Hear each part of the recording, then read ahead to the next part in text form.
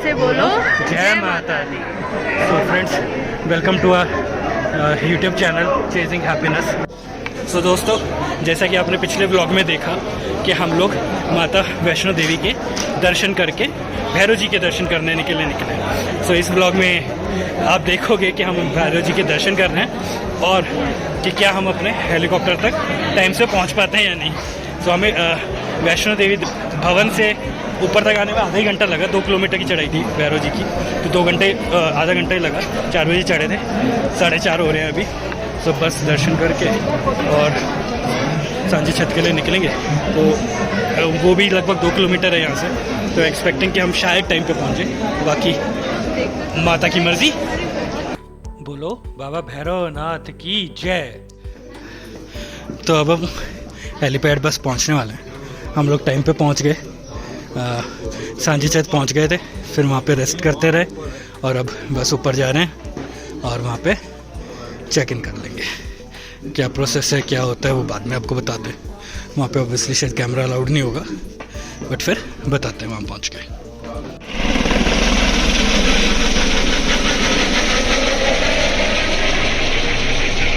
तो दोस्तों, हम लोग जैसा आपने देखा हेलीकॉप्टर से आ गए। हम लोग टाइम पे पहुंच गए थे लकीली, बल्कि टाइम से पहले ही पहुंच गए थे अपने उससे, तो कोई प्रॉब्लम नहीं हुई वहाँ से आने में। हम पहुंच गए। उसके बाद जब नीचे आए तो सीधा होटल आ गए, नाश्ता किया और नहा धो के सो गए। उससे बिल्कुल हिम्मत नहीं थी कि मैं व्लॉग बना पाऊँ। तो मैं अब आपको समझाता हूँ कि हमने क्या पूरा प्रोसेस था बेसिकली हेलीकॉप्टर राइड का। सो फर्स्ट थिंग, मैं एकदम स्टार्टिंग से स्टार्ट करता हूँ। तो अगर आप अपने भवन से खच्चर कर लो, जैसे हमने पेरेंट्स के लिए खच्चर कर लिया था, तो अगर आप वो खच्चर करते हो सांझी छत के लिए, कहीं से करो, चाहे भैरव से करो, चाहे भवन से भैरव होते हुए सांझी छत उतारो, खच्चर ऊपर हेलीपैड तक जाते हैं। वहाँ पे एक पॉइंट है जहाँ तक वो लास्ट उतार सकते हैं। अगर वो खच्चर वाला कहता है आप यहीं उतर जाओ, तो उसे कहना नहीं भाई ऊपर छोड़ के, क्योंकि उसकी भी चढ़ाई है थोड़ी सी, लगभग 1 किलोमीटर है वो सांझी छत से ऊपर तक और थोड़ा स्टीप चढ़ाई है। तो अगर आप ऑलरेडी थके हुए हो तो फिर हेलीकॉप्टर में जाने के लिए भी थक जाओगे। तो उस चीज़ का आप थोड़ा ध्यान रखो कि आप वहाँ पे प्रॉपर उससे उतरो। उसके अलावा जो फर्स्ट चीज़ होगी, आपने अपनी वो स्लिप्स निकलवा रखी होंगी, जो आपकी टिकट होगी बेसिकली जब आपने बुकिंग करी होगी, वो जाके आपको अपने काउंटर पे देनी है। चाहे आप वो ग्लोबल वाले से गए हो, चाहे हिमालयन वाले से गए हो, उनको वो पकड़ा होगी। सबसे पहले उसे कहते हैं चेक इन। जैसे हम एयरपोर्ट पे जाके चेक इन करते हैं, वैसे ही यहाँ पे जाके चेक इन करना। जब आप वहाँ पे पहुँचोगे, उनको आपने दिया, फिर वो आपका 1 बाय 1 जितने भी आप पैसेंजर्स हो उनका वेट करेंगे और वो नोट करेंगे, और वो वहाँ पे आपके लिए एक तरीके से बोर्डिंग पास बनाएंगे। वो आपका वेट लेके आपको कह देंगे ठीक है आप बैठ जाओ। फिर वो बोर्डिंग पास बनाएंगे और आवाज़ लगाएंगे, आपको बुलाएंगे। अब वो जब आवाज़ लगाएंगे, आपके बोर्डिंग पास के ऊपर वो एक नंबर डालेंगे। हमारा नंबर था नंबर 3, तो वो नंबर 3 का मतलब है आप 3rd ग्रुप में जाओगे, ग्रुप में उसमें हेलीकॉप्टर में वो आपको बोर्डिंग पास देके बैठा देंगे। अब वहाँ पे वेटिंग वाला आप वहाँ बैठे रह सकते हो। जब वो हो जाएगा, आपने को बोर्डिंग पास मिल गया। अब सिक्योरिटी गार्ड वाले जो वहाँ से हैं, वो एक एक करके आके बुलाते हैं, आवाज़ लगाते हैं group number wise. Group number 2 चलते रहते हैं, एक ग्लोबल का, एक हिमालय का। तो हिमालय का जैसे 1 आ जाओ, ग्लोबल का 5 आ जाओ, ग्लोबल का 6 आ जाओ, 1 बाय 1 ऐसे चलता रहेगा। फिर वो आप जाओगे अंदर, जहाँ पे होगा आपका सिक्योरिटी चेकअप, सिक्योरिटी चेकिंग जो पूरी हो रही है, चेकअप कह दिया मैंने, सिक्योरिटी चेकिंग होगी पूरी। उसमें वो आपको बैग वहाँ से देना है, जैसे एयरपोर्ट पे होता है पूरा, वो चेक करेंगे, आपको चेक करेंगे। सेम चीज़ है जैसे एयरपोर्ट पे अलाउड नहीं होती, वही सीजर, लाइटर, ये सारी चीज़ें ये सब अलाउड नहीं है। तो वहाँ पे उसके बाद आपको मिल जाएगा अपने लगेज टैग्स, जो आप अपने लगेज पे लगा दो।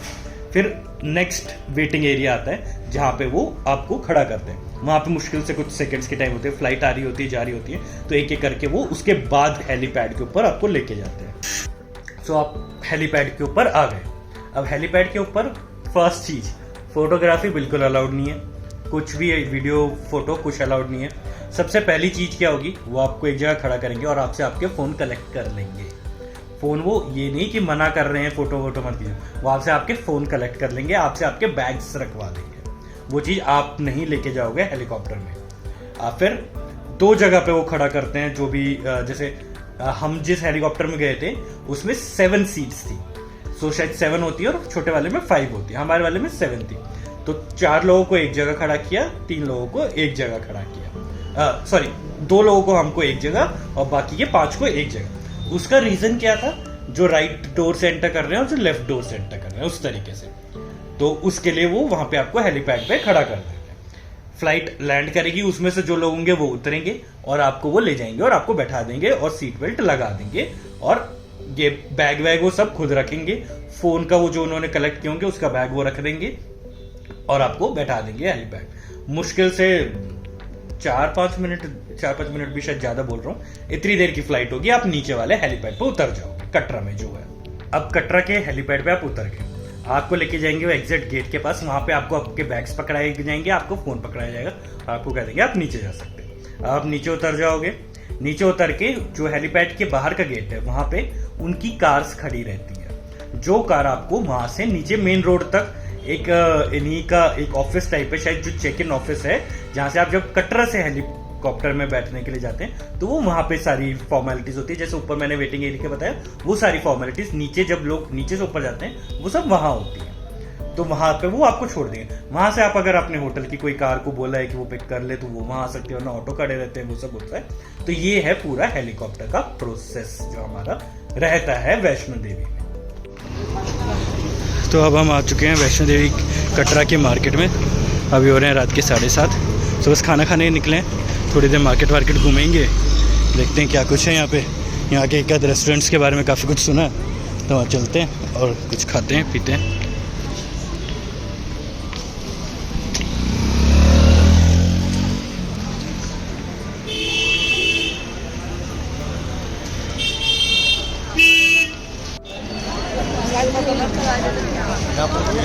तो अभी हम निकले मनोरंजन ढाबा ढूंढने। मनोरंजन ढाबा मुझे यहाँ पे किसी लोकल ने बताया कि 2 हैं, तो आप कभी भी आओ और मनोरंजन ढाबा गूगल पर डालो, तो ये ना हो कि आप नए वाले पे जाएं, पुराना वाला शायद ज़्यादा बेटर है। तो वही ढूंढने निकले और वहाँ जा रहे हैं। आई थिंक वो सामने मिल गया, बड़ा सा बोर्ड लगा हुआ है, मैं दिखाता हूँ। यस, ये रहा मनोरंजन ढाबा। तो देखते हैं क्या ये अपने जो हाइप क्रिएटेड है इसका, क्या उसको जस्टिफाई करता है या नहीं करता है। यहाँ तो लगी हुई है बहुत ज़्यादा भीड़, तो देखते हैं नंबर कब तक आता है, आता भी है या नहीं, हम लोग यहाँ खाते हैं या नहीं खाते हैं। ये देखो सबको कितनी भूख लग रही है, खाना आया नहीं उससे पहले ये सर्व करना चालू, खाना चालू, 1 सेकंड भी नहीं लगा, सब खा लिया।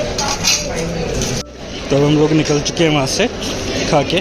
तो हमने ऑर्डर किए थे 2 राजमा राइस फ्राइड, 1 पालक पनीर, 1 दाल फ्राई, 1 सलाद थी, 6 पापड़, 7 बटर रोटी। बिल आया लगभग 810 रुपये। सो काफ़ी रीज़नेबल है, ज़्यादा महंगा है नहीं, सो ठीक है वहाँ पे। So it is good. मनोरंजन ढाबा, टेस्ट अच्छा था राजमा चावल का। एक चीज़, अचार वहाँ भर भर के रखा हुआ था, मिर्च रखी हुई थी, आनी है, बट सैलड आपको अलग से ऑर्डर करनी पड़ती है। सैलड वो लोग नहीं देते हैं साथ में, फ्री नहीं है, जैसे कई जगह होती है, वहाँ पे वो नहीं है। खाना अच्छा था, हर सब्जी अच्छी थी, रोटी अच्छी थी, फ्रेशली कुक, तो गुड। आके आप ट्राई कर सकते हो। मनोरंजन मेन मार्केट के अंदर है, किसी से पूछो सब जानते हैं। यहाँ चल रहा है दूध जलेबी का प्रोग्राम। अगर डैडी साथ में है और दूध देखा जाए कढ़ाई वाला कहीं पे, तो फिर वो चाहिए ही चाहिए, दूध और जलेबी। दूध लोगे ना। सब हम लोग आ चुके हैं अपने होटल पे सोने के लिए। सब थके हुए हैं तो टाइम से सो जाएंगे। So thank you for watching this video guys. अगर आपको ये ब्लॉग अच्छा लगा तो please do like, share and subscribe to our channel.